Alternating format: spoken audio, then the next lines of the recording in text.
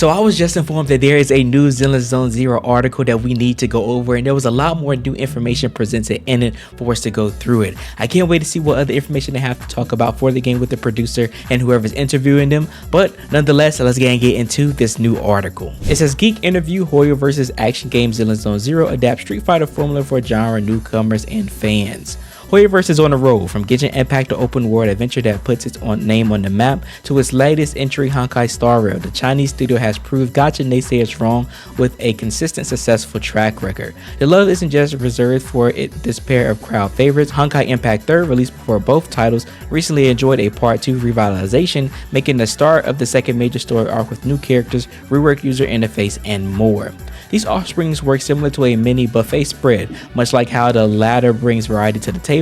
Quite literally, these 4 games plus a 5th, Tears of Themis, are rooted in different genres. Honkai Star Rail eschews the open world of Genshin Impact for turn-based mechanics, while Honkai Impact 3rd leans into the action RPG playstyle. In stark contrast, Tears of Themis features romance and sleuthing elements, delivering in a visual novel format. The tradition of treading new waters continues with this upcoming undertaking. Zenless Zone Zero is set to enter a hack-and-slash territory, inheriting the characteristics, flashiness of combo chains, dodging, parrying, and other classic elements for genre contemporaries like Devil May Cry or Bayonetta.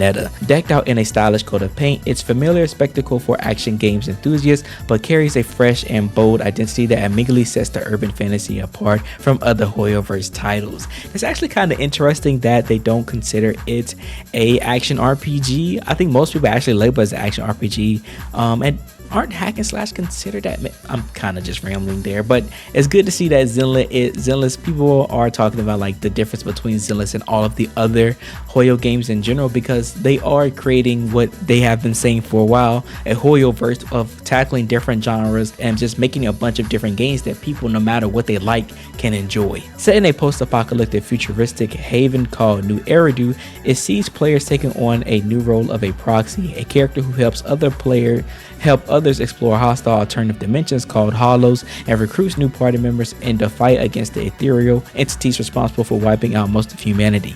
By combining the abilities of different characters, they will be able to deal greater damage and combos onto enemies. And as much as chain attacks are a core part of the action role-playing experience, they also play an equally important role, or even more, in fighting games. It's no coincidence the producer Zhenyu Li tapped into love of brawlish to flesh out the combat in Zenless Zone Zero, citing Street Fighter as a major influence.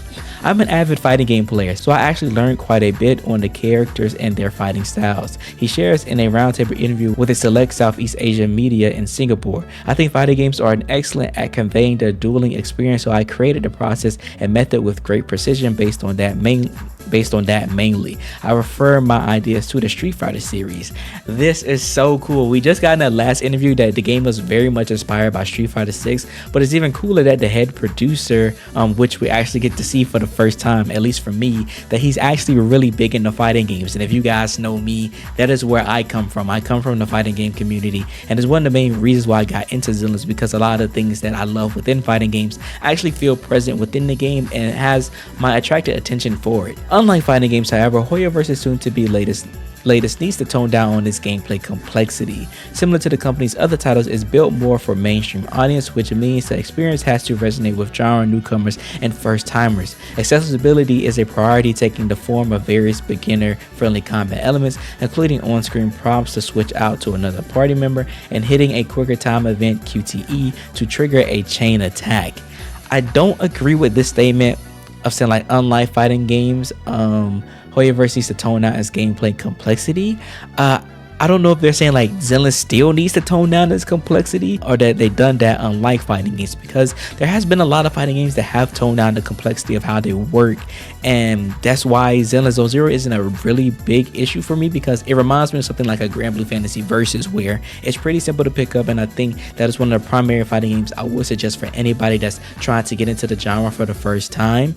But fighting games have always been striving to improve and make things a lot easier for newcomers to get into, and it just feels no different here with ZZZ though. To build up confidence in players, the team has established a progressive plan that focuses on rewarding them during different stages of learning curve. The first step involves mastering the basic of dodging and attacking, followed by chain and stun attacks. Defense is next, featuring the special perfect assist mechanic, which triggers when the agents are switched right before a gold flashing enemy attack. Doing so consumes an assist point used to activate a defensive or evasive attack. These mechanics can be tested against the first boss, presenting the opportunity to further grasp and perfect them. Yeah, but this is what's really good about Zenless, is that it's such a active and retroactive, that might be the right word. It's such an active game to get into because it helps you understand the combat so easily with a lot of introductory stuff within the game, especially within story mode, and even when you get a chance to play in training mode. The only thing with Zenless currently, in my opinion, is that they just need to amp up the difficulty for newer content within the game once you get towards end game, so there's much more complexity for players that want it. At the heart of the design philosophy lies simplicity. After all, beauty can be found in the uncomplicated, and it's an ideology that Li subscribes to, which I agree. The producer is quick to rebuff preconceived notion that depth equates to appeal, highlighting the game's charm stems from its straightforward nature. I don't know how I feel about this statement. I feel like that depth doesn't maybe not depth doesn't equate to appeal, but depth adds an extra layer of enjoyment for people who wants it. To me, complexity doesn't determine what is interesting. For example, just because the Super Mario games are simple run or jump buttons, it doesn't mean that they aren't fun, he says. I remember a saying from Nintendo that I resonate with, something along the lines of using fewer buttons to bring out more joy in players, so the game is categorized as not overly complex to present a charming experience for all. I can agree with this. There should be essentially somewhat of a balance of there being complexity and there not being too much complexity for a game for people to enjoy. What that means is that for instance, like fighting games, they do have a level of depth that a lot of people do enjoy, but it's a subnet of people in comparison to the large majority, because having too much can be a little bit too difficult. But I think comes a point when it comes to certain things, like for hack and slashes, action games, and fighting games, that if there's a little too little, then it makes the game feel a bit stagnant when there should be other elements to bring it out. That doesn't mean veterans are left out of the equation. Zenless Zone Zero promises combat challenges for those looking to test their mettle, offering high difficult levels or a hard mode with faster, stronger, and tankier enemies. Reaction time will be the name of the game as feint attacks become a constant. Ooh, I don't think they ever mentioned feint attacks, or do I remember feint attacks being in any of the bosses and stuff in the beta? If there is going to be content that again amplifies this combat challenges and having this faster, stronger, and tankier enemies, if that's what he means, like more stuff in the future to improve upon that, then I'm super excited for that, because that essentially resolves the issue that I have with the game, which it doesn't really deter me from wanting to enjoy the game, but it just will make the game a lot more fun for me in the long run, and I believe other players as well. Be it casual or hardcore, players can bring along another companion to the battlefield on top of their three main party. Enter the Bang Boo, adorable intelligent device unique to New Eridu that lend aid to daily operations, each boosting their own skill kit and distinctive appearances, designed to reflect the nature of their abilities such as healing, elemental attacks, or offensive capabilities. Their looks can be easily matched to their functions, which is true. Bang Boos are really cool. They just need to do a little bit more on the field is all. The attention to detail is a feature that fans can expect from Zenless Zone Zero in spades, and not just for character designs. Citing Vanillaware's Odin Sphere and Musa the Demon Blade as a source of inspiration, Li shares how both of the legacies have blended into the upcoming urban fantasy RPG. To me, these titles are great influence as they have rich details and the principle of showing respect to every aspect of the game, which is touching. Muses the producer. We did something similar for every action feedback in the game. For the art details in the inner city or in New Eridu, you'll find that we put a lot of details in the game, and it's something that I was inspired by Vanillaware. It, as they say, game recognized game. Wow, the producer of ZZZ is actually somebody I really much enjoy. He enjoys a lot of things that I like about video games. And him being a fighting game player just adds on to my enjoyment of hearing him talk about the game and what inspires him to make the game the way that it is. I'm really excited for ZZZ. I know people have their issues with it or like their expectations for it, and some of the things that they don't like about it and love with the game. And I'm going to talk about more of that in 2 upcoming videos that I have in the works.